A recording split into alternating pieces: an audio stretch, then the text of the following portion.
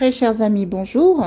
Alors aujourd'hui, nous allons voir un enseignement, un conseil que nous donne très souvent le très vénérable Drupal Rinpoche, mais il n'est pas le seul à le donner ce conseil. Tout comme chacun des maîtres du bouddhisme tibétain, qui explique les 3 attitudes suprêmes à adopter lorsque l'on pratique le dharma. Alors que l'on pratique la récitation de textes de prière, de mantras, de prosternation, que l'on fasse l'entraînement à la bodhicitta, donc à l'esprit d'éveil, ou bien simplement tourner un moulin à prière, il est primordial de maintenir ces 3 attitudes suprêmes. Alors quelles sont-elles ? La première attitude, c'est celle du bodhisattva, c'est-à-dire que elle consiste à se remémorer que tous les êtres sensibles ont la nature de Tathagata Garbha, donc la nature de Bouddha en eux.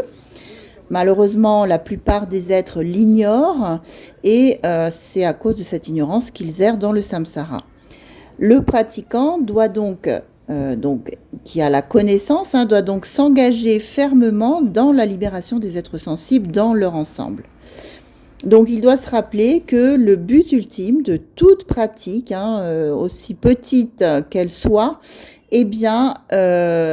vise la libération des êtres.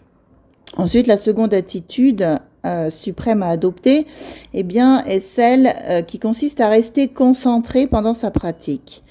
Alors, pas de diversion, pas de dispersion, donc garder l'esprit vraiment concentré le plus possible.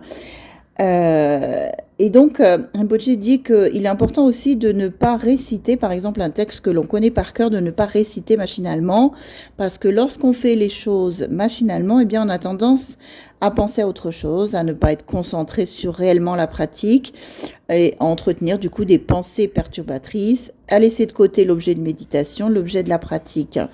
Donc, pendant la récitation de mantra, par exemple, il est important de visualiser soit devant soi, soit au-dessus de notre tête, soit au niveau du cœur, soit soi-même étant la divinité pratiquée.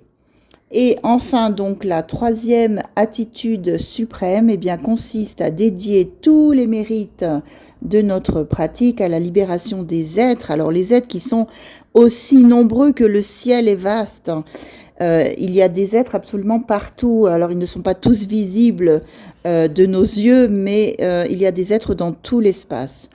Et même si l'on récite un seul mantra, il est indispensable de le dédier au bien de tous les êtres dans leur ensemble. Si on ne pratique pas cette dédicace, il suffit que un instant après la pratique, on se mette en colère, du coup, tous les mérites accumulés sont anéantis.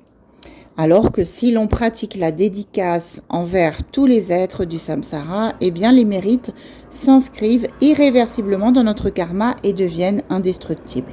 Tachidele, bonne pratique à tous.